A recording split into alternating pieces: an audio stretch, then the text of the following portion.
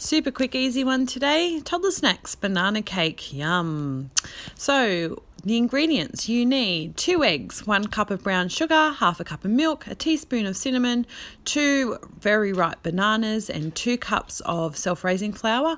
Also 160 grams of butter melted, which you don't see pictured here, but it's currently in my microwave. So easy. All you do is throw everything into the bowl, give it a good mix, and you're good to go. I like to make mini muffins with mine as well as a loaf tin, so that way Roland's happy, he's got what he needs, and Mummy's happy, she can have some nice banana cake too. So to make this extra yummy, you can add in a handful of raspberries or blueberries or strawberries or all three, or you can also add in some chopped chips, which makes it really nice as well. Here you can see me mashing my bananas using a little masher that I picked up from Kmart for when Sterling gets older, for when he can just eat mashed foods. But if you don't have a masher, you could use either your potato masher or you could use a fork in a bowl. That works perfectly fine as well. And make sure, like unlike me, you remember all your ingredients, including your butter. I quite often stick it in the microwave and forget, and then think, oh, it's not mixing right. But once you've got it all in, just give it a good mix and it will come together really quickly. Make sure you've got all the little lumps out. Well, not all the little lumps, because the bananas leave some lumps, but just make sure it's well combined.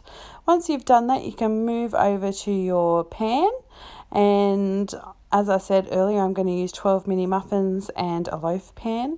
When I'm putting it into the mini muffins, I just grab a tablespoon measure and a teaspoon, and I use the tablespoon to scoop up the mix and the teaspoon to pop it out. And you can see here I'm just using some little silicone patty cases that I got. That way when Roland wants to eat them, it saves me peeling a million patty cases. Once that's done, the remainder mix can be poured into your loaf tin.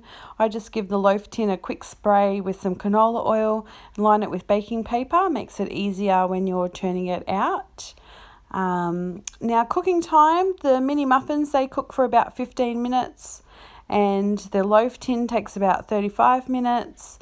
You can tell when it's cooked. It goes a nice golden brown colour on the top, and also when you touch it, it will bounce back, or if you insert a skewer or a butter knife, it'll come out clean. So that's a good way to tell. Pop over to my blog, www.dpkids.wordpress.com. You'll find a printed recipe as well as a recipe for some yummy cream cheese frosting. Thank you for watching, and please subscribe.